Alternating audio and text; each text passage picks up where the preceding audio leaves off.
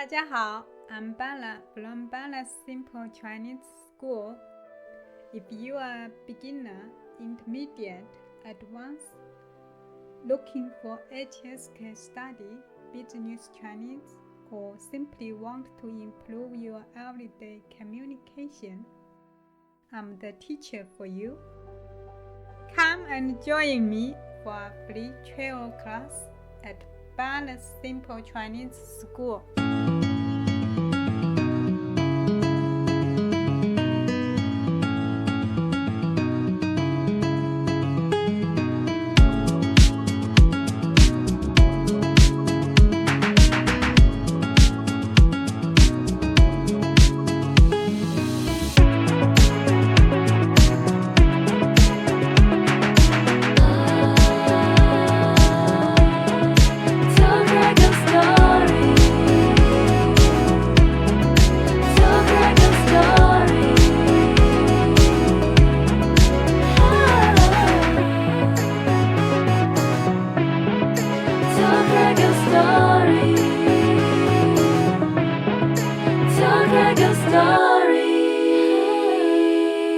Hello everyone, Craig here. Welcome back to Season 4 of Tell Craig Your Story. I've taken a couple of months off. We're going to talk about that in the later podcasts. I've been to the US and Canada, and we've got some really exciting podcasts to come. Today we'll be speaking to Mitch Hughes. Now, Mitch is most recognised for being the sports presenter and the sports journalist for NBN News TV in Newcastle, Australia. Now, after 24 years of working with NBN, Mitch decided to hang up his boots, and we take a deep dive into his sports journalism and the amazing people that he's met and interviewed in his career. And Mitch is now currently working with the City Council as a media advisor. But before we go, please go to our website where we're at Podbean. Tell Craig Your Story at podbean.com. You can find us at Tell Craig Your Story. We also have a YouTube account. Make sure you're subscribing to get all the latest updates. And make sure you're giving us a like. We also have VK for our Russian listeners and WeChat for our Chinese listeners. All right, here we go. This is my chat with Mitch Hughes on Tell Craig Your Story podcast.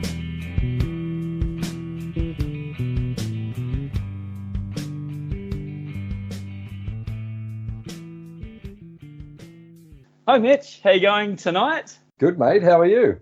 Good, thank you. Tell us a bit about what you're doing now. You have a new job after a very long career with NBN. So tell us what you're doing right now. So I'm into my fourth week as a media advisor with the City of Newcastle, probably better known as Newcastle Council. It's the media and stakeholder relations team. It's essentially the other side of the fence. As people in media, one or the other essentially these days, you're either a journalist or you're in media relations. So for me, it was just all about at 45, I definitely was ready for a change. 3.5-year-old twin boys, Harvey and Harrison, and my wife's a palliative care doctor, and we were just unfortunately finding that since the boys have been born, you know, she might leave for work at 7 o'clock in the morning and I was getting home from work at 8 o'clock at night, and we just weren't having any time together as a family, and I was just missing so much, you know, getting home at 7:45, you miss, you know, after school, dinner, bath time and all that sort of stuff, and then when you get home, you see the boys for about 10 minutes and then they were in bed, and it hit home pretty hard when Laura said to me one day when we dropped the kids at school at childcare, she turned to me and she said, "Oh, boys, say goodbye to Daddy, say you'll see him tomorrow." And it was like 20 past 8 in the morning. So oh dear. It was a pretty big shock to think, you're about to spend the next like 22 hours not seeing them. So my father, who you knew, he passed away just over 2 years ago now. And one of the cameramen. One of the cameramen at work who was a bit older, who was probably in his 50s, when I was talking about Dad, he just said the thing that always stuck out to him was that the thing that you think of when somebody passes away is what you'd like to get back is time. So, you know, you can't replace time. So if you didn't spend enough time with that person, you know, you wish you could have spent more. And Dad definitely put, you know, time into us. You know, he coached, you know, cricket teams and football, soccer teams, and he took us to karate, and he took us to camping and surfing and fishing, and taught us how to play golf. And you just think back and think, you know, the memories you've got are worth so much more than if your dad ever, bought you a car or bought you a surfboard or something like that. So knowing that was the case and knowing that my boys were about, 2.5 at that stage, I just started looking for another job. And the council job's just, it's in this day and age, it's just a lot more manageable.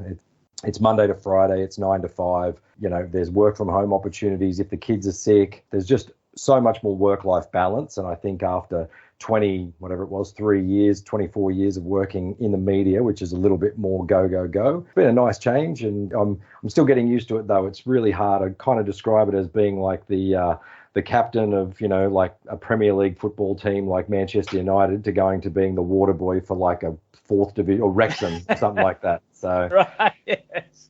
Yeah, at this stage, I'm still learning how to not be the boss and how to not be, the face of everything and how to not be the main person in my department, and just actually learning how to ask questions again and how to learn, I guess. Learning how to learn, because I pretty much knew everything where I was. So, yeah, it's been a big change. That's a good thing for you in your personal career, right? Learning new things, of course. Absolutely. It is interesting seeing things from the other point of view. Like I'm a pretty proud, passionate, Novocastrian. For people watching that don't know what a Novocastrian is, obviously they might, because Craig's originally from here. But basically people from Newcastle, it's a pretty special place, and people that are from here are passionate about the place, and it's nice to work somewhere where you actually get behind the scenes to see what projects are happening, and there are things going on that I'm sort of looking at from behind the scenes, and they're upgrading the Newcastle Ocean Baths, they're upgrading the Newcastle Art Gallery, they're doing all these really nice projects around the city, and I get to be part of publicising those. So it is a very big change from being a journalist, but at least I feel like I'm still involved in things that I'm passionate about. Yeah, absolutely. And just talking about going back to Newcastle and how every time I go back there, it just seems to have something better, and especially in town, in the city, the V8 supercars. Yeah, absolutely. You might remember there's an old building in town that kind of looks like a McDonald's ice cream cone. That was the old council building. It's now a 5-star hotel with a rooftop restaurant that's got panoramic views of the city. It's across the road from Civic Park, so it's got these beautiful views of like the really nice park with the fountain. They've redone all the facade on Town Hall, 4-star hotels lined up along the street. The Honeysuckle development is massive, and the city's definitely changing, and probably not as fast as some people would like in terms of, more public transport and, another bigger entertainment centre and stuff like that. But, things are gradually happening, and definitely happy to be part of all that sort of stuff and, being still involved. Great to hear. So before that, you were the face. Like every time we used to sit down for dinner and I wanted to know about the Newcastle Knights or the cricket scores, that was you. Yeah. So tell us, you told us about the decision for leaving, but yep. I saw the video of your sign off, as they said. How difficult was that for you? Like, you're with your family, you're getting all this praise. So tell us a little bit about that day. It was really emotional, actually, and it's interesting because just today I was looking at the Newcastle Herald website for another story that related to Newcastle Council. They've actually got the article that I did with the Herald about leaving on their front page at the moment, which is a couple of weeks after it went into print. But they also have the video of my last night, and I don't know, I was just scrolling and I just end up playing it just to have a look. And it still gives me a little, well up sort of moment. Yeah, it was really emotional because that 23 years, I went from being a 21-year-old. I walked in there 2 weeks after I turned 21 to have my first shift as an editor. And from 21 years old, being a 4-hour-a-week editor of tape footage, to go from that in 1999 to, journalist in 2004, moved to the Gold Coast and Byron Bay for 2 years, came back and then just kept being in the right place at the right time, got promoted to doing extra duties, extra responsibilities as a news reporter, and then the sport reporter. And it was just, again, Jim Callanan, who was the long-serving weekend sports anchor. Jim got a job in Sydney in 2011, and I was chosen to take over the weekend gig. And, right. that led me to be Friday to Tuesday and reading the bulletin on the Saturday and Sunday night. And then Mike Rabbit, the legendary anchor, was Monday to Friday. And then in 2014, late 2014, he announced he was retiring. And so I took over from him in early 2015. Yeah, I mean, I think it was because I felt like I'd grown up there, you know, like you go from being 21 when you first walk in to being 45 when you walk out. It's a massive shift. And you know, like the friends I've made there, even like there was a cameraman that was there who was, when I was 21, he was probably 45. And unfortunately, he ended up getting cancer and he died.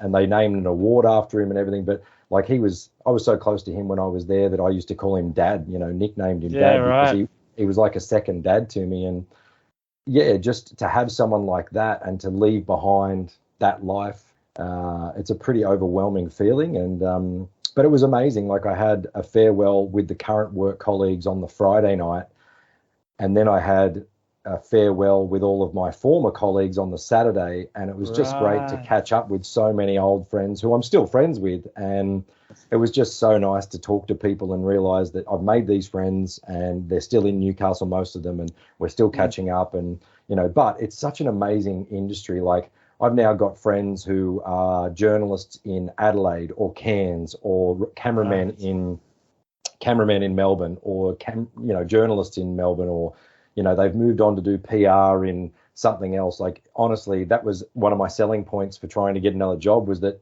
you know, the contacts I've got extend the length and breadth of New South Wales, Sydney, Melbourne, Brisbane, Perth, Adelaide. And, you know, even one of my best mates who we went to uni together, he's the news director of SBS World News in Sydney now. And but he's just a mate. Like I used to fly to London and sleep on his couch because we were mates at NBN and he was a sport reporter as well. So it's an incredible industry, and it's definitely one that has a lot of camaraderie when you're in the trenches with people, and when you're working hard and you know, getting paid not much at the time.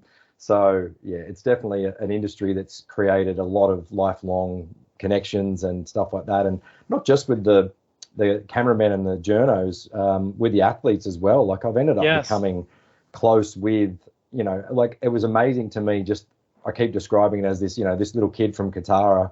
I announced I was leaving, and then it started getting put in newspapers and magazines and all that sort of stuff, and on air. And I was getting text messages from, you know, a guy that used to play in the English Premier League who I'd interviewed a few times, who was like, "Sad to see you go, always a great dude." And a guy that now works for FIFA who's in Switzerland sent me a message saying, "Always a pleasure." And I just got so many amazing messages from people and so much amazing feedback. It was so special to do that. But also, honestly, the nicest thing for me has been stepping away from such a high profile role, knowing I was doing it for the right reason. I'm not regretting it. Like I'm not sitting here thinking I miss talking to the Newcastle Knights, the Newcastle Jets, Cricket Australia, you know, Cricket New South Wales every day, Golf New South Wales, all this sort of stuff. I thoroughly enjoyed everything I did, but I'm happily home for dinner every night, and you know, take the boys to school every day and pick them up every day. And yeah, I mean, even this Newcastle Jets jersey is literally signed by the entire squad. They gave it to me gave it to me on my final day, and I also have a Newcastle Knights one that they gave to me on my final day. And the whole team in that video on the news, that was them all thanking me and saying goodbye. So yeah, it's just it was incredible. And to think about how much of a part of my life it was, it was very emotional, very overwhelming. And to have my boys and my wife there on the set, it was huge. And, you know, as I said, some of those people are really, really close, like Natasha, who was sitting there as like a big sister to me, the woman that was reading the news. So yeah, and has been. She's mentored me since I was like 24. So it's just amazing to sit there at 45 and feel like, you know, that was just a friend saying goodbye. Well, not goodbye. That was the hardest thing too. I wasn't saying goodbye to everyone. I was just saying thank you. So see you later. yeah, exactly. See you soon. Yeah. Yes. While you were talking about that, I just wanted to ask, like you said, Mike Rabbit. He seemed to be like the person that when I was growing up, he was the man for the sports. And then I used to play baseball, so I played against him. Was there any sort of pressure to take his spot in the news, or was he helpful? Tell us a little bit about that. Yeah, Rabs was incredible. Like as a guy, there's that old saying, never meet your heroes. Absolutely. Yes. I believe that is true 50% of the time, and I believe it's the exact opposite the other 50% of the time. I think there are some people I've met who I'm like, oh, I really shouldn't have ruined my image of who you were. Yes. But Mike 100% is not like that at all. He was supportive to the point where when I announced I was leaving and it popped up on Facebook, Mike Rabbit and his wife Susan were traveling through Europe, and Susan jumped on and said, "Hi, Mitchie, it's Susan. Mike just wanted to say congratulations on everything you did. What a great effort. So proud of you, and he can't wait to see you when he gets home." And it was just, it was just lovely. And like when Mike announced his retirement, there was no pressure from him. He never thought you were trying to steal his job. He never thought that you were putting pressure on him. It was always a team camaraderie situation. There was definitely pressure from management when I took over from him in terms of watching the ratings and worrying that him leaving was going to have a huge impact on ratings, but it never really did. Yeah, absolutely.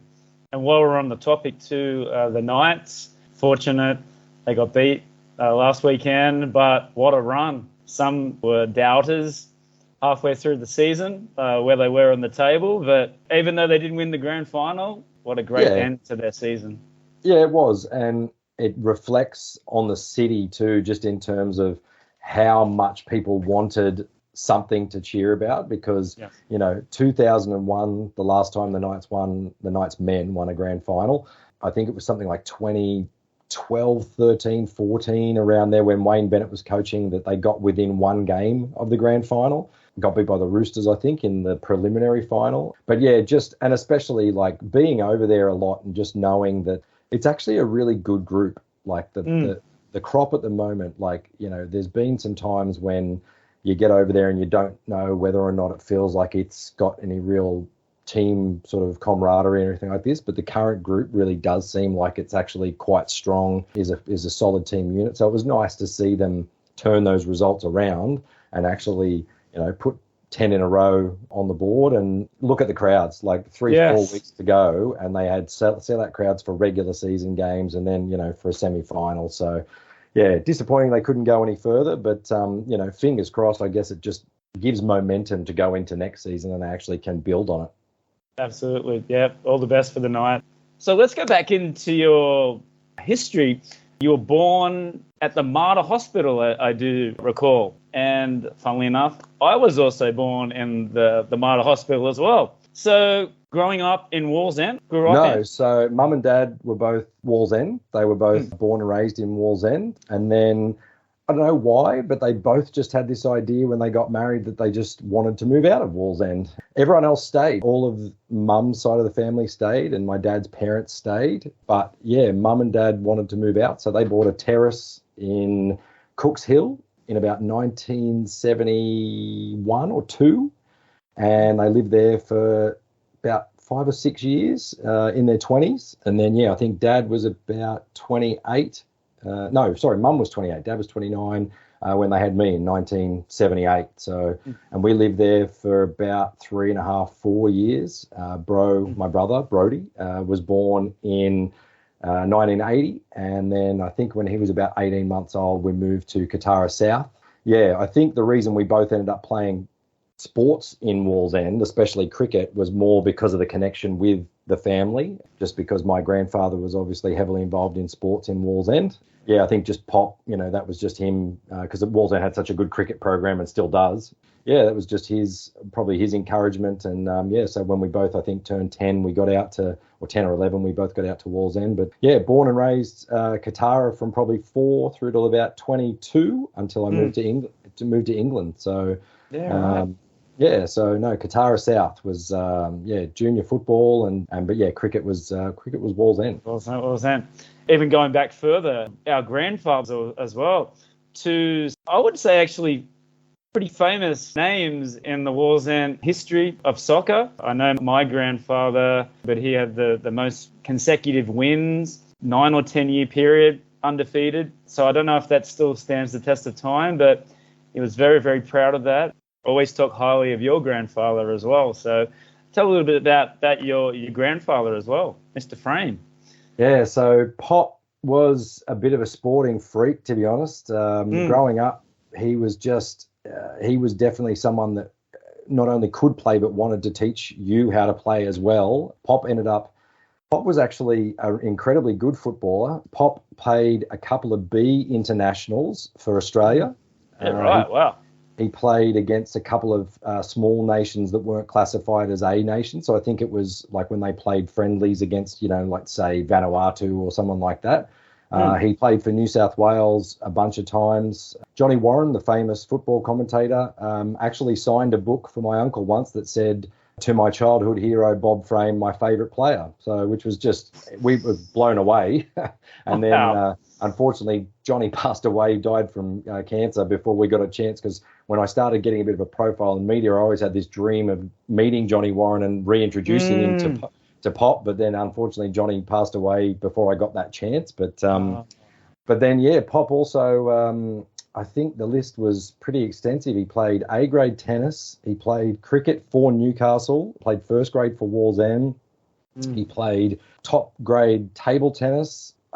He played golden oldies for Australia when he was like 50 or something like that. Didn't realise he had a broken hip and persevered with that for 2.5 years because he was mad, and ended up becoming a accredited coach and ended up coaching. I think I saw some newspaper clippings at my nan's house once that said he coached Vanuatu at one stage. He did a coaching clinic for a coaching program for the country of Vanuatu, and he coached all over Newcastle and within New South Wales. And apparently when he was probably in his early 20s, he was offered a contract at a Scottish side in the Scottish League. The only thing that stopped him was that I think my mum had been born by then. Right.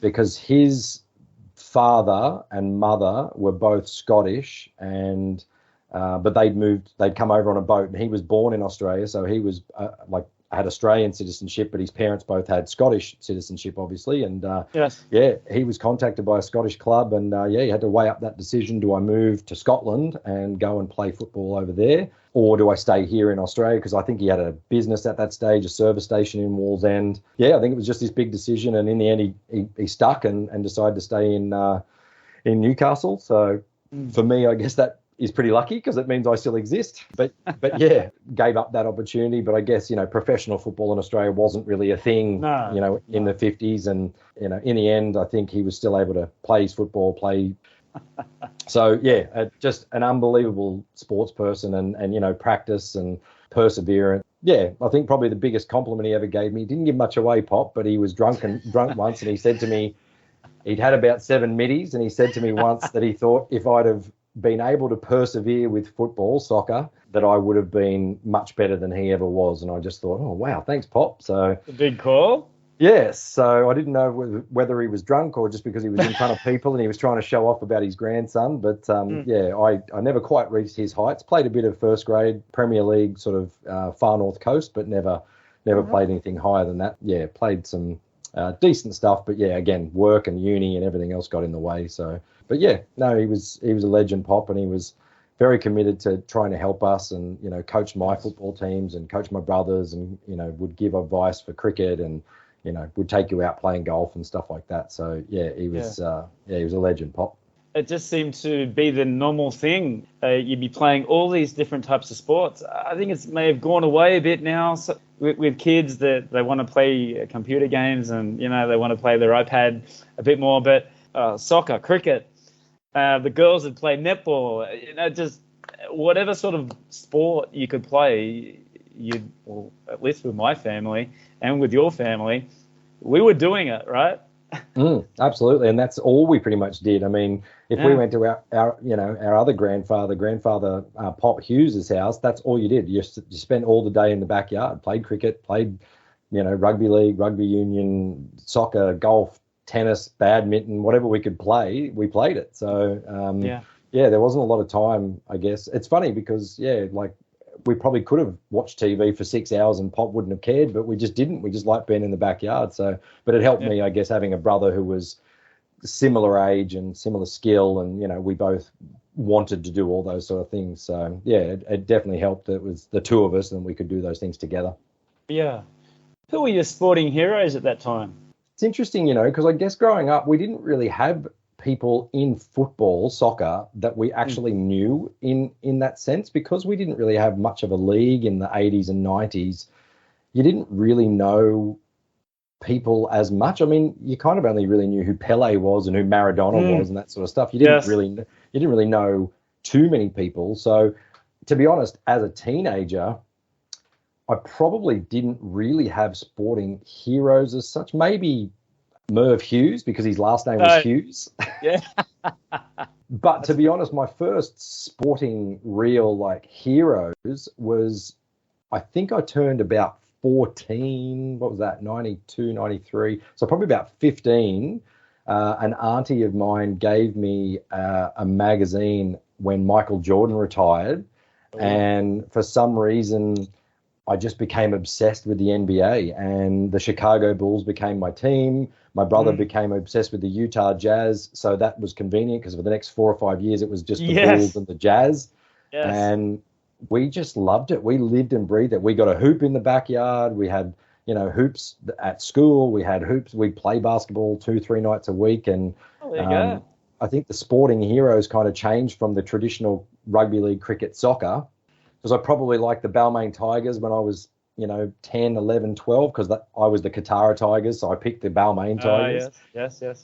Again, not really sort of obsessed with it, liked watching it, but then all of a sudden, got to 13, 14, 15, and basketball just absolutely took over. And then probably towards a little bit 17, the Premier League took off in 92, 93, and I think I was pretty heavily keen on the Premier League after that too, just because at that stage, I think that was the era of the David Beckhams and the Michael Owen, and the Premier League really took off as a massive vehicle for entertainment. And in Australia, you'd get an hour highlight show on ABC every Tuesday night or Monday night or something, and you only had 4 stations to choose from, so that was pretty much all that was on. But can't really say there was anyone that I would have thought, until Jordan. I had his posters on the wall and all that sort of stuff. I think in those days it felt a bit more accessible too. Like the New South Wales cricket team used to play the West Indian cricket team in Newcastle every year when we were at school. We wagged school a few times to go and watch the game at number 1 sports ground. Yeah.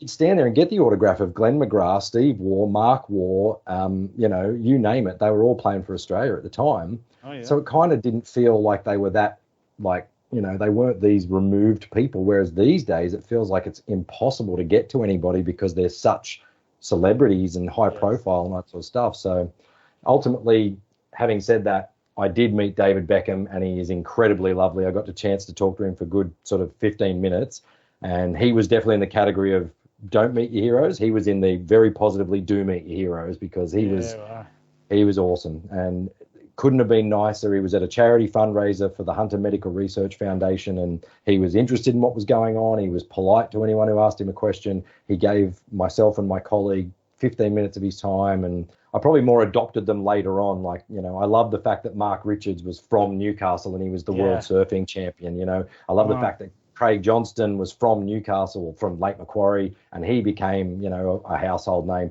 Actually became friends with Craig and ended up having a drink with him. And he used to catch up with him for a beer when he'd come home to Newcastle, and we'd play in the Celebrity Golf Classic with Jack Newton every year. And, nice. Yeah, so it was, definitely, again, through the job, I've definitely had some doors open to me that were just, as a little kid growing up in Qatar, it was just incredible. The amount of times I'd send my dad a photo and just be like, Dad, I met Craig Johnson, or Dad, I met, Darren Beedman, the jockey, or Dad, I met, this horse trainer, or I'd take a photo with a famous horse or something, and, Dad would just be shaking his head, sort of living out his fantasies for him as well.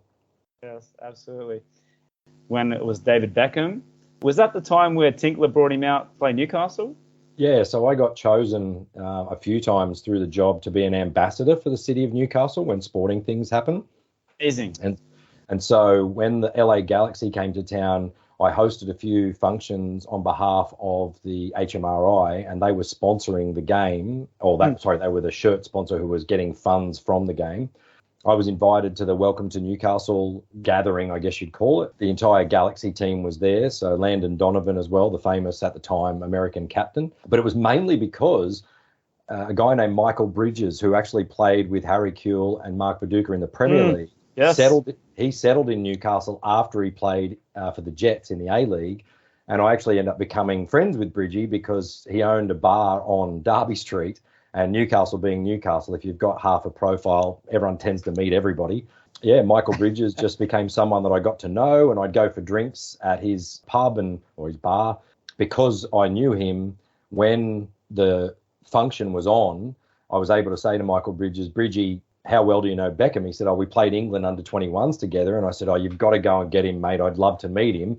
And he went over and grabbed him and just said, there's a couple of people that really want to meet you. Yeah, Michael went over and grabbed him and brought him over. And Kate and I got to meet him. And same thing happened. Newcastle hosted the Asian, some of the games in the Asian Cup in early 2015. And again, I was made an ambassador for the city of Newcastle. Yeah, got to meet the Socceroos through that. Tim Cahill and the crew at the time in 2015 that ended up winning the tournament. So it was very special, and funnily enough, got to go to the Wallsend Fair and try and drum up some publicity for the Asian Cup by talking on a stage in front of people. So, the Wallsend Fair. Damn, I missed that. Yeah. Your co-worker, she was the first female sports reporter on NBN. Yeah, so Kate was the first female sport presenter on NBN. So, yes.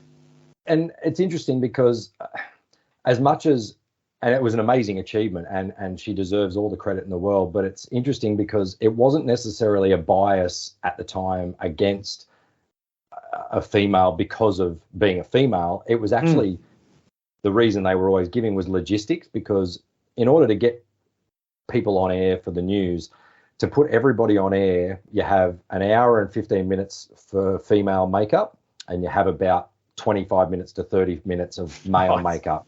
So yes. the thing was, the schedule was worked out always because the sport presenter was a man. So the thing was, you had to be in the chair to pre-record and do everything you had to do by 5 o'clock. So you had to be in the makeup chair at 4:30. The problem was, in order to fit Kate in, which is what they did eventually, and that's what they always should have done, but they ended up having to move the makeup times by half an hour. So everybody had to move, which in the end wasn't a huge imposition on anybody, but it was just something that in the past they tried to sort of say, look, makeup, it won't happen. But Kate was just the right person for the job. I've never met anybody who knew so much about so much that I just, was always flabbergasted. Like, she was, the amount of time she'd be up at, 2 a.m. watching Chelsea play in the Champions League, and, she'd get to work and I'd be like, you don't look like you've slept much. She's like, Chelsea played in the Champions League at 2 o'clock. So I got up and she's got a son, Roman, who I think he's about 8 or 9. And he is an incredibly good footballer, and he is incredibly obsessed with football. Yeah, they get up together and watch a lot of things together. So, Kate was amazing. She was definitely, she was right place, right time as well, because she was in the mix. And then the person who was at the time the second in charge, he left to move to Sydney. Yeah, we pushed for it, and it became a reality. And she absolutely was just a revelation, and is proof that for all of the, so often in me covering sport, I would always get this negative voice telling me, don't do female sport, don't cover female sport, what a waste of time, it's this and that. And I'd always say, rubbish, that this is crap, and they'd always say, the level's not very good. And I'd say, look, it's chicken and the egg. If you don't give women the facilities, the time to practice, the money, the exposure, they're never going to get any better. So let's give them the exposure and let's see what happens. Exactly. So but what the proof is that the more we gave the female teams and sports and individuals publicity, the more people would reach out to us and say, how amazing is that Rhiannon Iflin, who's the world cliff diving champion, and she's won it 6 years in a row. How incredible is that Lauren Parker, who's the world champion Paralympic cyclist, and, all this sort of stuff.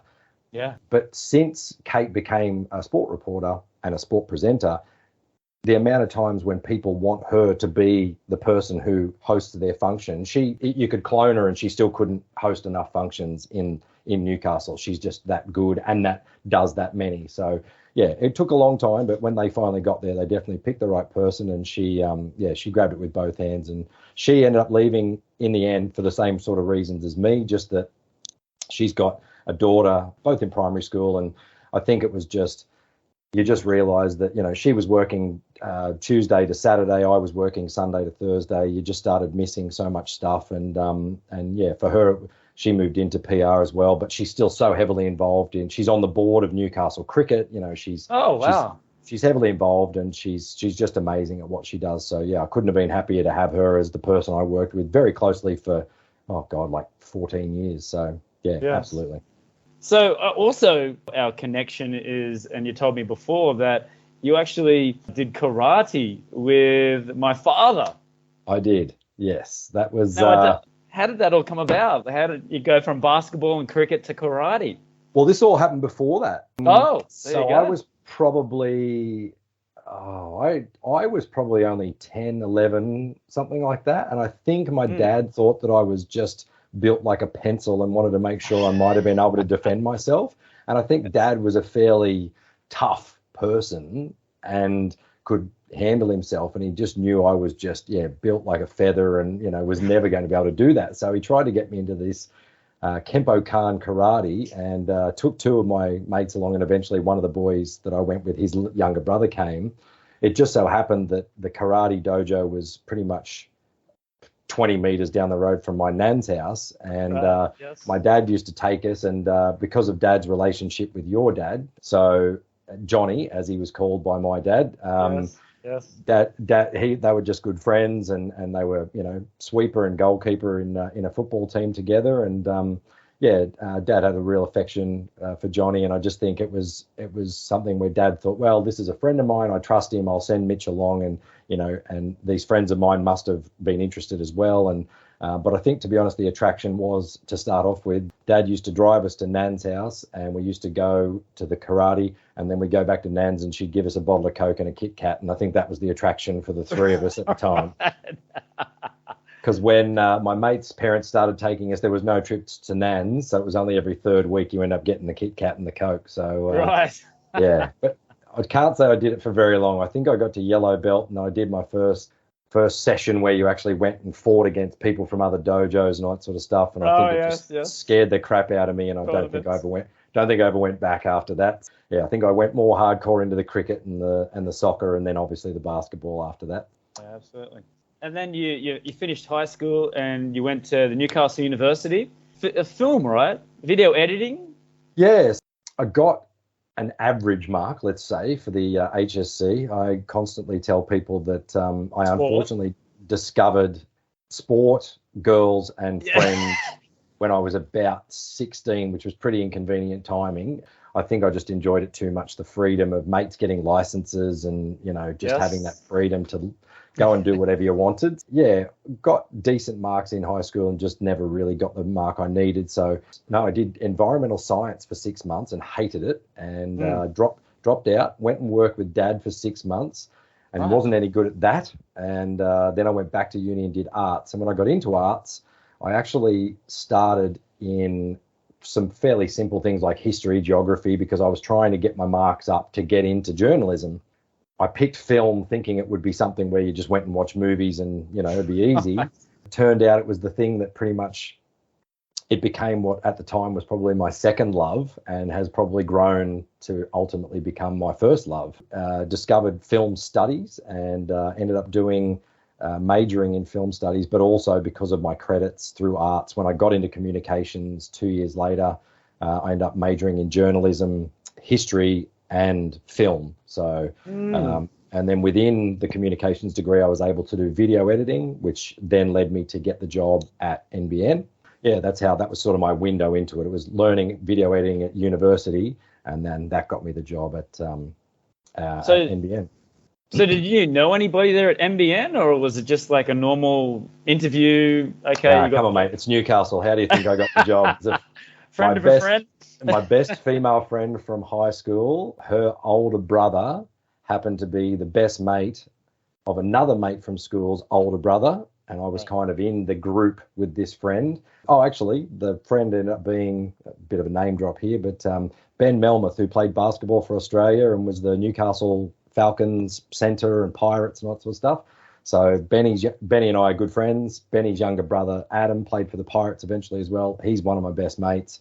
Through that group, this friend of mine, Brooke, her older brother, Corey was best mates with Ben. Ben was the older brother of Adam. Adam and Brooke were two of my best friends. So I knew Corey. Literally, when I got into comms and started doing editing, he just rang me one day and on the landline, because it was 1999, and said, or 98 actually, and he said, they've got an opening for 4 hours a week as an editor. Are you interested? Yeah, he taught me the ropes and took me about 2 months. And then, they just had a few openings and I just kept getting more and more shifts. And I sort of was able to add on to it. So you start out as an editor 4 hours a week, and then they say, hey, do you want to come down and do auto cue? It's $20 an hour and you do 4 hours and you can still go to uni. And you're like, yeah, great. And then they're like, do you want to do some graphics? And you're like, yeah, sure, I'll do that. Do you want to do some, captions and type it out? And I'm like, yeah, sure. So I just ended up doing every job that they threw at me in the whole newsroom. But the initial window into the job was definitely brother of a friend. Right. And then 99, it seems like a lifetime ago. It would have been so much changes from then till up until you left. So editing, like the film, like doing all the video edits to what they do now. So what were the major differences that you saw in your time? Yeah, well, so 99, NBN was still editing on a form of video called Betacam. So everyone knows VHS, but if you're as old as us, you remember that there was a time when videos were either beta or beta, as Americans call it, and VHS. And VHS was actually the one that won the sort of video wars to become the one for home video, but Betacam was actually the best video quality for shooting. So if you ever saw a TV news crew, they were actually using Betacam. So we were editing on Betacam, and it was these two huge chunky machines, probably about 40 centimeters wide, and with a tape that was about 25 centimeters wide. And you just used to stick that in and you'd edit from machine to machine. And that lasted until about 2002. Then they moved on to DV cam, which was kind of an HD version, but we weren't broadcasting in HD. So that was still tape to tape. And then by 2000 and I think it was about 6 or 7, they moved on to computer editing for the first time. So, Grass Valley, Adobe Premiere, that sort of standard editing software these days. Just the formats where, timelines were, you were cutting on a timeline, you were looking at the video waveform and all that sort of thing. So that probably changed, around 06, 07 for NBN. And then it was only literally probably 2021 where NBN became fully integrated into the Channel 9 system, which has a program called Avid, which is like a file sharing system where they share all their vision throughout the entire network. And essentially there's they shoot on things now called XD cam, which is essentially like a high resolution disc inside a plastic casing. It will shoot and create clips that are kind of like MP4 format. So when you put it into a player, it just dumps it down as if it's like a video file, and then it goes straight onto the computer and it's just able to be edited like that. So in terms of the quickness, in terms of everything, like go back to 1999, if you knew that, a guy from Newcastle was surfing in a contest in America, unless somebody knew somebody that could get you footage, there was just no chance of getting it. You just knew you weren't going to get that footage unless there was some sort of, American station that was going to relay it through the bureau of NBN or Channel 9 in LA to Sydney. It just wasn't going to happen. These days, turn YouTube on. There's a program where you just basically download the program and convert it, or turn YouTube on. There's a thing called screen capture where you just literally put a box out, hit record what's on the screen, dump it down to the system. It's there for you to use. So coverage of sport these days, it's actually probably the saddest thing is that if you go back in time to before the internet, everyone relied on TV news because, they just knew if you were going to get footage of something, it was going to be on the TV news. These days, Surfing New South Wales will put out their own video of a contest. If the contest is on in Tahiti, they'll have a live stream of a YouTube clip going. If it's a golf tournament, they'll have a live stream, all these sort of things. So the saddest thing is in this day and age, they can collect so much more vision. They can collect so much more information. They can give you so much more product, but ultimately you can almost find it yourself if you really wanted to. So it's sort of the opportunity is there to provide a lot more content, but it also means that if you're specifically just interested in surfing, you're not going to turn the news on just to look for your favorite surfer, because you can find them yourself on the app. Yeah, it's that was probably my biggest disappointment, was that we could pump out so much more content, give the viewers so much more, but if they specifically wanted one thing, Knights fans weren't coming to us for necessarily the Knights vision. They're going straight to NRL.com. Jets fans are going to the A-League website. Surfing fans, WSL app, that sort of thing. So I think, there's still the rusted on viewers, but there's also, that chance that you kind of have to give people something they can't get, and that's the hardest thing. Yeah. Yes. What amazing technology that we live in, right? So when did you get your first break for being on camera? 2009, was it? Yeah. So as a journo, when I started in 2004, I did a couple of months in Newcastle. Then I moved up to Tweed Heads and I ran a bureau up there for about 8 or 9 months. And then the rest of the time it was a Gold Coast bureau with some other journalists. Mitch, can we get backtrack there? I read that your first interview that you actually did was with Catherine Britt. Yeah, it was. Also. Yep. Yeah. Tell us about that. Yeah, so that was interesting. So her manager called the newsroom to say, my client, I guess, has just recorded a duet with Elton John. And we were kind of like, oh, right. And they were like, yeah, she just lives in, I think it was Barna or something at the time, or Cahiba or something. And I was like, and we were like, oh, and I took the phone call and I went to the chief of staff and said, oh, this has come through. It's a story. And he's gone, do you want to do it? And I hadn't voiced a story yet. I hadn't written a story yet. I'd only gone out with people and I knew the process, but I'd never done it. And he sent me out by myself with a cameraman, did the interview, wrote the story, gave it to the producer, and the producer called me over and he said, who helped you write this? And I said, no one. And he goes, mate, that's pretty good. And I was just like, really? And he goes, yeah, I'm not going to change a word. Yeah, go and get someone to voice it. And he went straight into the news director at the time and said, because at the time I'd actually been given the opportunity through the news director. The news director had said to me, because I'd done some camera work as well, and he said, if you want to be a cameraman or you want to be a journalist, I'm going to give you 3 months. And at the end of that 3 months, you come and tell me what you want to be, and we'll see what openings we've got for you. That was probably 3 weeks in, and the producer went straight to the news director and said, he writes really well, let's make him a journalist. And that's incredible. And that was it. So 2.5, so that was late March, early April 2004. And by July I was moving to Tweed Heads to take on an office by myself. Yeah, right. And how long did you stay there in Tweed Heads? So that job lasted just on 2 years. So it was about 9 months of the Tweed Bureau, which was based at Coolangatta Airport. And then they expanded it from 1 journalist and 1 cameraman to being 3 journalists and 3 cameramen, and to be the Gold Coast Bureau. Yeah, I was there from July 2004 to just under 2 years, June 2006. So, then moved back to Newey, and moved back to Newcastle. You sort of, you became, you did news, you did sport, you did some producing, you did some chief of staff work, you tried to do everything. Probably around 2007, where the boss at the time said, look, go downstairs and just have a go at reading on air. Like, it won't be on air. But, just have a go. Just familiarise yourself with the studio and familiarise yourself with the camera and the auto cue and all that sort of stuff, and the pedal for the auto cue. And so I did a few of them. And it was probably early to mid 2008, where we used to do live updates where you would read the update to the camera at 12, 1, 2, 3 o'clock. Oh, yes. They were just a 1 minute update where you'd be watching, I don't know, Young and the Restless, and that would come on in the middle of it. They're probably still doing Young and the Restless. They probably still are.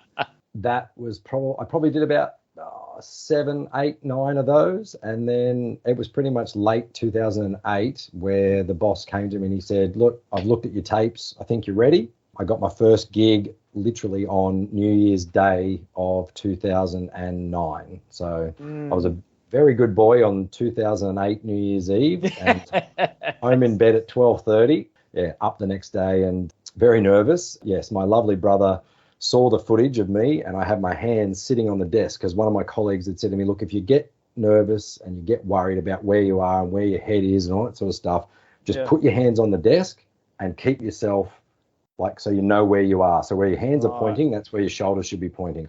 So my lovely brother called me as soon as the news finished, and here I was thinking I'd get all these phone calls saying, you did it, you're on TV, you didn't screw up. And my lovely little brother rang me and he said, why did they put your desk on the side of a cliff so you had to hang on to it for dear life? Oh, dear. Come on, Perfect. your brother. Have to pick out the faults, Exactly.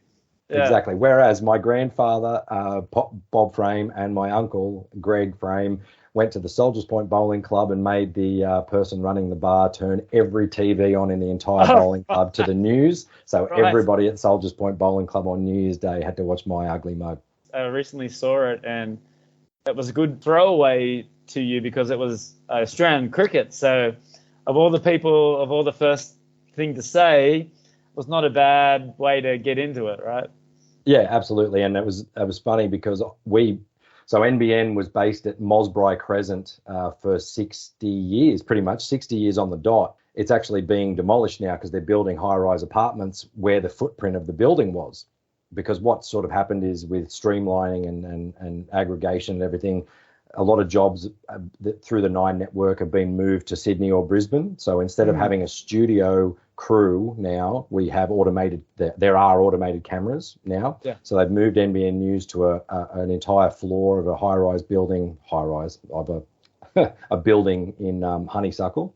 And so it takes up an entire floor. But it's gone from, back in the day, probably 30 years ago, there would have been 500 employees at NBN doing any number of things. These days, it's probably 50 in the Newcastle office, and it's all done out of the one building. So the old building is demolished. We actually packed up and left there just over 18 months before I left NBN. So I was there for the final night, and myself and Jane Goldsmith did the final broadcast out of Mosbri. But when I was cleaning up my desk, I actually found all this stuff that I didn't realise I'd kept, and one of it was 3 VHS copies of my first 3 nights on TV. Oh, right. So that's where that footage, that's why it looks all grainy and looks all looks like it's from 1960, not 2009. Yeah, right. Wow. I saw where you were leading up to that stage and you got thrown out to do a story about a Wallsend fire. Yeah, really close to Federal Park. Right, Federal Park. Yeah, so right off Federal Park, so you're heading towards the pool. Federal Park's on your right. It was a left-hand turn, one of those streets in there that's quite small, which would have been very original sort of suburb, would have been, horse and cart sized streets. So anyway, I think it was around Easter, and a house had a house fire, and it was one of those ones where someone's put their fire on. They didn't get it checked before they turned it on. It's combusted and it's blown a hole in the back of the thing. And anyway, it was one of those fibro houses in Wallsend that was old. Excuse me. And I turned up with a cameraman, very inexperienced, had no idea what the protocol was.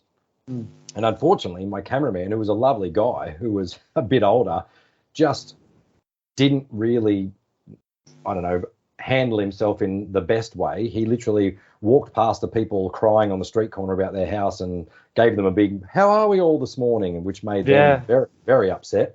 And then 5 minutes later, he's gone and talked to the fire chief and said, "Do you mind if I go inside and get some shots?" And he just trudged inside their house with mud on his shoes. And anyway, these people came running over to me and they were all upset, and they said, "How dare you? You're the scum of the earth," and all this sort of stuff. And I just said, "I'm really sorry, but I don't know. I want to be a sport reporter and I don't know what I'm doing," and blah, blah, blah.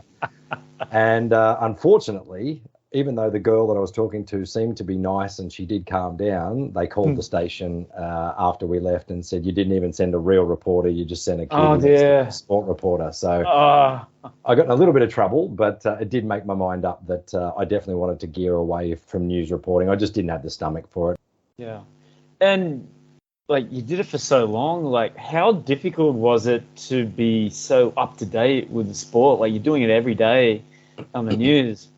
Strangely enough, the longer you did it, the easier the job became. And I think that's what's been hitting me hard in this new role, because nothing comes easy in the new role because I don't know where anything is or who anyone is.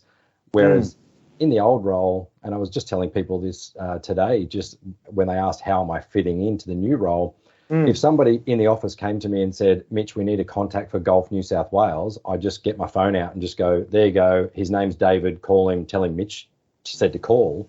And that was the guy for Golf New South Wales, not just Golf Newcastle, but, you know, the entire state, you know, but they knew. And the thing is, the industry, this is the disappointing thing about media, I guess, going forward, is that it's such a transient industry these days that what used to be good about it was that journalists were in place for a long time, so that when a media person knew who the journalist was, they found it easy to just be like, oh, we've got a media op coming up at this venue. Who's the journo? Oh, Mitch at NBN is the sports guy, you know, call Mitch. Like, my contact at Venues New South Wales used to work for the Sydney Swans, and then when he moved to Venues New South Wales, he just knew that it was still me.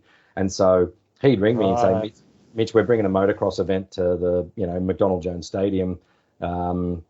You know, it's on next Thursday. And I'd say, great, thanks, mate. I'd get off the phone, put it in my diary, know that it was on, and it'd get covered, you know. And you just think, you know, then I'd get a phone call from the Golf New South Wales guy and say, hey, Mitch, one of the kids from Charlestown's winning the New South Wales Amateur in Sydney. Do you want some footage? And I'd say, yeah, mate, send it through. And it was just, it became very second nature, and you just always knew you had content. And as I said before, just like so many of the people became like mates. Like, I was doing interviews with Kurt Fearnley, the wheelchair athlete, by the end of his career. Kurt and I were going for a coffee to do our interviews because it was just me and him catching up. Like, I'd literally just say, Kurt, I'll meet you on Beaumont Street. I'd shout him a coffee. We'd have a coffee. The cameraman would have a coffee. As soon as we'd finish, we'd put the camera on. We'd do our interview. I'd say goodbye. You'd use file vision, and that was it, you know. And it was just a simple. Things got a lot easier too, because, you know, text messaging, if you know an athlete well and they've got your number, it was just easy just to text and be like, hey, mate, you got 10 minutes on Tuesday to do an interview, you know.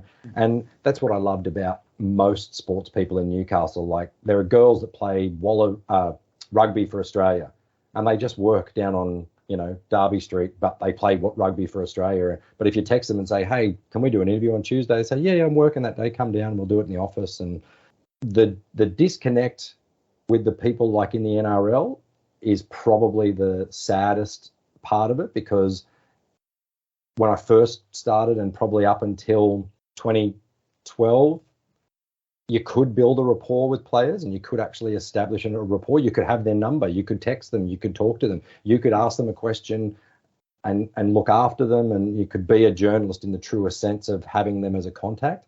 Yes. It's completely been managed now so that you're just not allowed to have a relationship with the players, because you're just not. They just don't want the publicity getting out there without the club's approval. Whereas I can be friends with an individual, or I can be a contact with an individual, a surfer. Like, you know, Ryan Callanan's from Newcastle. He's been top 10 for years.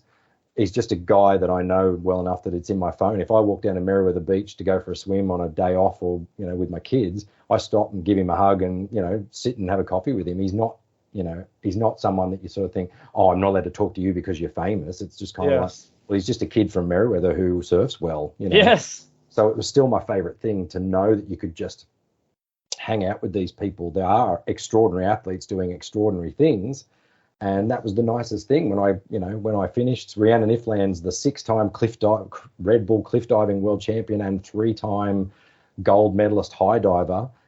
She sent me the loveliest message and saying, I'm going to miss you and thanks so much for everything you did for me and all this sort of stuff. And yeah, so I think that connection with the people that I've always dealt with was lovely, but it was just probably, it was getting a bit harder towards the end with the more professional teams. But in terms of the information overload, it was probably just more that it was full time. You just, you know, you roll out of bed, you check Twitter, you check Facebook, you check your email, you check your phone. but 20 minutes later you'd checked everything and, you were up to date and you could go about your business, and then, you knew what you were doing, you knew where this person was racing and who was doing what, and you had enough good contacts that would call you and tell you when stuff was on. So it actually became incredibly easy, but as I said before, the volume of stuff became so much more that you're almost picking and choosing what was the most worthy thing, whereas go back 10 years, you'd have been struggling to find 4 minutes worth of content 7 days a week. These days you could do 10 minutes worth of content every day just with the availability of footage from people around the world. Yeah, absolutely. Do you think that that's going to become a problem, Mitch, with more sports becoming professional, more money in the game, more sponsorships, like you said? Or is it just maybe because we live in Newcastle that it's not going to become like that, maybe like the US, for example? What's your opinion on that? It's an interesting one. I read an article from one of the journalists in the Sydney Morning Herald probably 2 or 3 years ago that really struck a chord with me. He said he was trying to cover the state of origin in New South Wales and he couldn't get access to one of the players from Cronulla. And they were trying to hide him because he had some strapping and he'd written something stupid on his thing in support of some guy who'd gone to jail or something. Oh, yes, I remember. And this journalist couldn't get access to him as part of the New South Wales State of Origin camp. This same journalist then flew to America, got accreditation, and could talk to LeBron James, Steph Curry, Matthew Dellavedova, Kevin Durant, you name it, because the NBA says, you know what, you're a journalist, you're accredited, you get access to whoever you want. And these players come in and they have to talk to all the journalists because publicity is money, and money is king when it comes to these global sports. Right. So I think it's interesting that the US probably is more extreme in terms of the profile and the publicity and the celebrity of those players. But in terms of allowing journalists to maybe get a different angle, that's the thing. Like you go to a press conference these days and it's like everybody sits in the same room, talks to the coach, and you can't get a different angle. So you can't go and say, okay, my story tonight's going to be about how the Knights coach wants to institute this policy, because everybody knows what the Knights coach was saying about that sort of thing. Got it. So for me, it's not just losing the access to the players and the access to the coach. It's more the personal, the one-on-one time where you would have had the chance to go and sit with them and have a chat to them and, really try and suss out. And that's where I loved those stories. Like I loved the more in-depth Inside Sport magazine, 3 pages worth of story rather than the clickbait. And I think it's what I was never into it. I was never into the, gotcha journalism, oh, you said the wrong thing, I'm going to use that as my headline. Like I prided myself on, if I felt like the angle was going to be bad or the player was going to be bombarded with silly questions, on being able to talk to the media advisor and saying, hey, this player's probably going to get, stick for this or this or this, do you want to give them the heads up? Because I thought, well, I want to talk to that player next week and the week after and the week after. Yes. I don't want them doing an interview today going, all the media are crap, I don't want everyone to talk to you again, go away. So there's definitely a balance. But again, Newcastle, as you said, it's a one-team town. So a lot of the time you just can't burn people for the sake of one story, because that'll be the last story you ever get. That's right, yeah. Mitch, I know you interviewed so many people. Are there like 1 or 2 standouts that you just come to mind and go, wow? There were definitely some bad ones that stick out. Oh, bad ones. There was a couple of rugby league players who just didn't like the media, and you tried to ask them a question and they'd just be like, yep, nah. And that was the end of the interview. Was it Darius Boyd? Yes, it was. Very interesting time to be a journalist when the Knights were owned by Nathan Tinkler and Wayne Bennett Town. Absolutely. Steph Gilmore. Yeah. Go back through it and literally I was just so lucky at times. Like I did Mark Occhilupo's retirement press conference up on the Gold Coast. I did Steph Gilmore's first big interview when she got sponsored by Rip Curl well before she became the world champion. Just right place, right time. I interviewed Ben Simmons. He came to Newcastle to play. He played a game with his college team when his high school team. He was finishing high school in the US. He came back to play a combined rep team made up of Newcastle, Lake Macquarie, Central Coast and Maitland and Mid-North Coast players. And they let 2 people interview him after the game, and I was one of the 2. Actually, in that farewell clip on the news, there's a shot of me standing up shaking his hand. You name it, like Chad Reed, I got to interview a bunch of times. He was like world champion Supercross. Kelly Slater, I interviewed tons of times when I was working up on the Gold Coast. He was there every year, in Newcastle as well. Golf, I interviewed Jason Day when he won when he got beat in a playoff in 2005 for the Queensland PGA title on the Gold Coast by a guy named Scott Gardner, who was Australia's first Indigenous golfer to ever make the PGA Tour.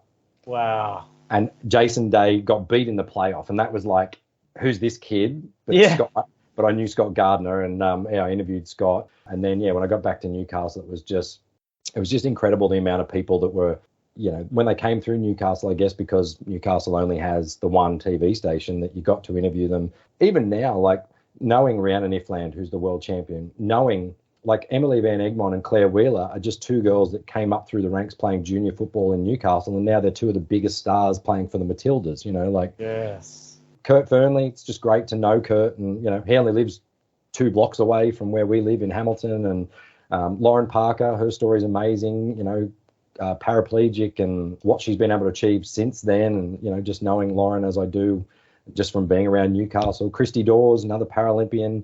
Even Ryan Callanan and Jackson Baker are two of the loveliest kids you'll ever meet. They're 2 kids from Merewether.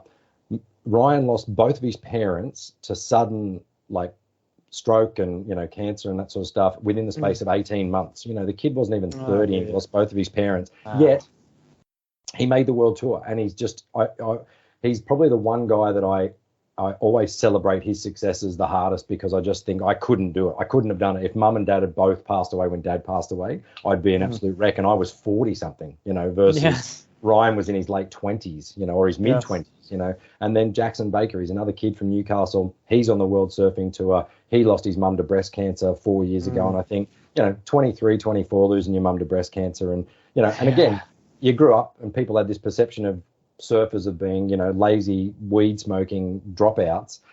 Nothing could be further from the truth. These kids are in the water for 10 hours a day. They're in the gym. They're eating healthy. They're exercising. They're sacrificing to pay to go to this event and get this board and everything. So I think I'm just always impressed, I think, by all these people and what they achieved. And I've held Olympic gold medals. I've held Olympic silver, bronze.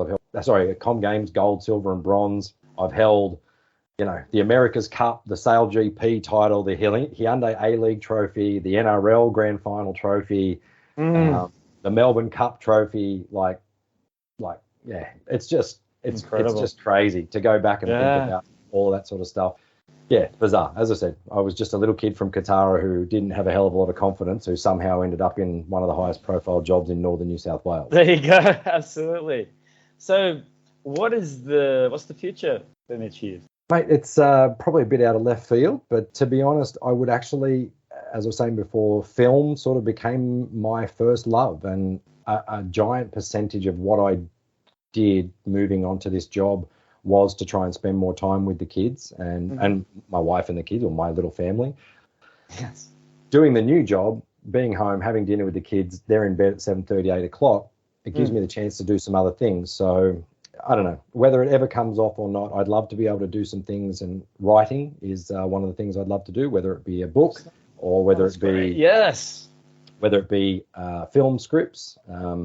As you know, we have a mutual friend in Yasser who works for Disney, and being involved in the industry, I like to pick his brain. And I'm a member of the Newcastle Film Society, and I've been lucky enough to meet a lot of people in the industry, some filmmakers, some producers, some directors, some writers. And if I ever, get off my butt and actually finally do it and commit to it, I'd really love to be able to put some of my ideas onto paper. Yeah, I think the theme for me is, work is work. I'll work to live.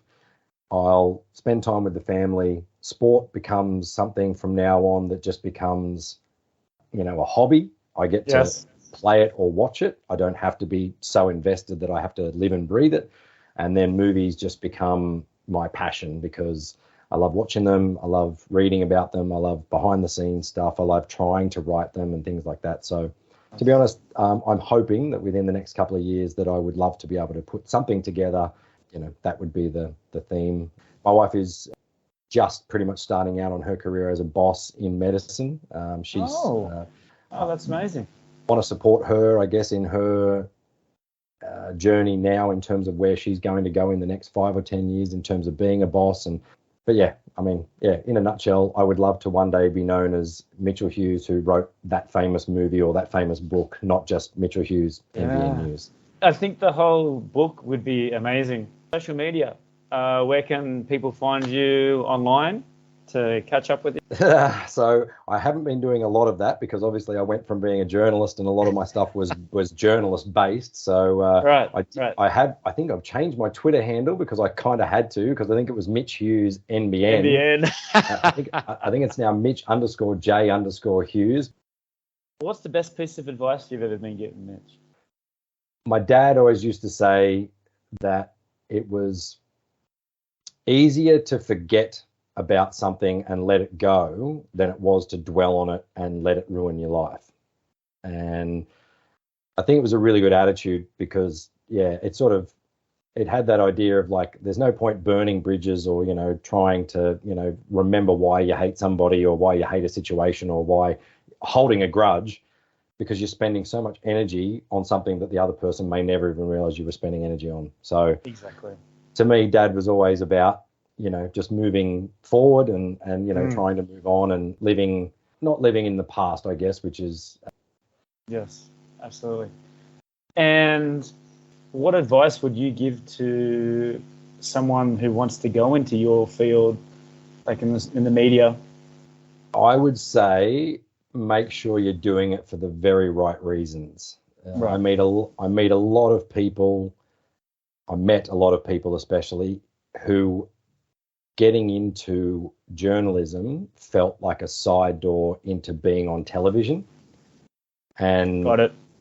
Broadcast journalism is an awesome outlet, but if the only reason you want to do it is to be a TV presenter, you miss the boat, because there's so few jobs for TV presenters in journalism these days.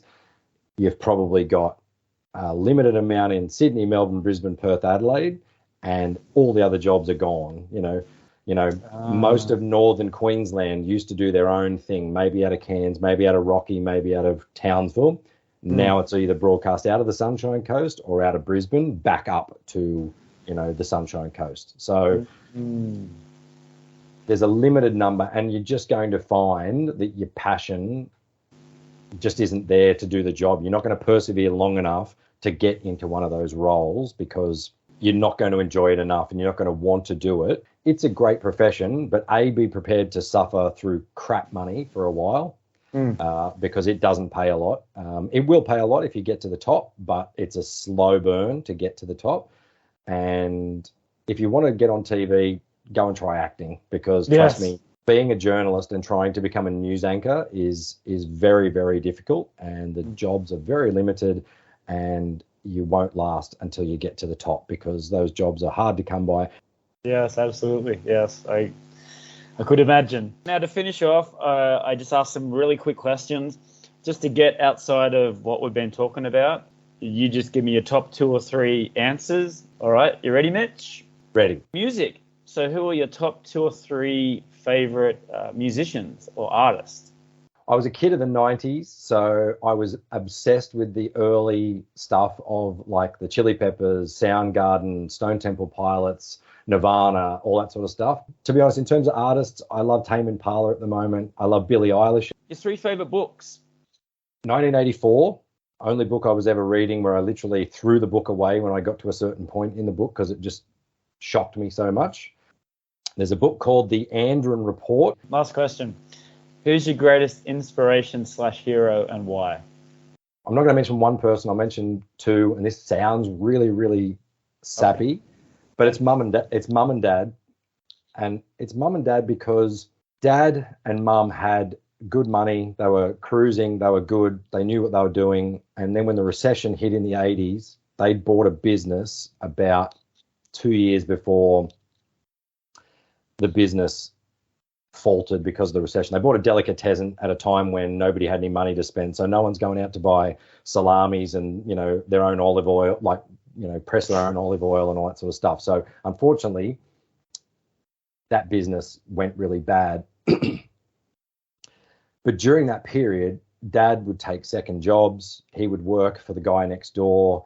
You know, we would sacrifice the amount of times Dad did stuff that I just didn't realize, some of it illegal, which I won't say here, but like literally to make ends meet in the 1980s, my mum and dad just did the most incredible things. And my favorite sort of story was Seal Rocks Caravan Park was 2.5, 3 hours away from our house in Newcastle. And it was this very rustic, very raw, very unchecked sort of caravan park and in the 80s and 90s. And Dad used to drive up there a week before we'd go on holidays for Easter, park the caravan in the best spot, drive home, not pay, come back to our house. We'd go back up there the weekend after. We'd stay for 2 weeks. And then at the end of the holiday, Dad would go to the counter to go and pay. And the guy'd say, "How long did you stay for, Brian?" He'd say, "Oh, just a week, mate." And he'd pay for a week and we'd leave because we couldn't afford to stay for 3 weeks. But Dad would somehow find a way to stay for 3. And then, you know, Dad worked a second job fixing electrical appliances. And, you know, then he gave up playing golf because he couldn't afford the fees to go and join the country club, you know, and Mum went back to work earlier than she thought she would. And he just took crappy jobs and he just did what he could. But, you know, they found a way to make ends meet. But I didn't know any of that until I was 20. And my mum was going nuts one year when I was 20 buying Christmas decorations. And I'm like, "Mum, what are you doing? I'm 20, bro's 17. Yeah. We don't care about Christmas decorations. What are you putting reindeers on the front of the house for and making a tree the size of the house?" And she's like, "Because I can." And I'm like, "What do you mean?" She goes, "We can afford it." And I was like, "What do you mean we can afford it?" She goes, "Mitch, did you never wonder why you wore hand-me-downs throughout the 80s? All your clothes were your cousin's clothes." And I'm like, "No, I just thought that's what everyone did, you know." Yeah. Did you ever wonder why your soccer balls were, you know, ones that were left and lost and found at the club, or your boots were secondhand? Or I'm like, I just thought that's what everyone did. And I'm like, Mum and Dad found a way to make ends meet, but they didn't put that burden back onto us and didn't ever say to us, you know, you never heard that sort of thing. Like later in life when we were old enough and when we didn't care, Dad would say, "It costs $250,000 to raise a kid. You owe me $250,000. But he had a sense of humor, your dad. He very much did. But they never put the burden back onto us. And we lived in this awesome house that we didn't realize Mum and Dad almost lost, you know, because of the recession. You know, it had rumpus rooms, it had a massive yard and all this sort of stuff. And, you know, we had holidays all the time because Mum would get a holiday through my nan to the Gold Coast through a timeshare. And then somehow they found money to get us to Port Macquarie. And again, I grew up thinking that I had the best life in the world. And then when I turned 22 and moved to England, I kind of went, wow, Mum and Dad never got to do anything like this. You know, Dad went to New Zealand once, Vanuatu once, and Mum went to Hong Kong, I think. And that was it, you know, and most of that was paid for by my grandparents on both sides. So, yeah, Mum and Dad just worked so hard to give us a life that we, you know, deserved. Mum even started putting money away for me when I was about 8 to go to university.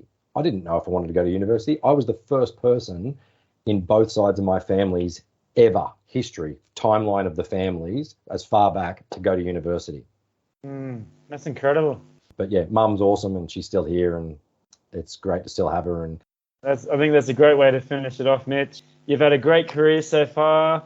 Amazing life. Good luck with the rest of your career, your young little family. Represent Newcastle to the fullest, as I'm sure you will.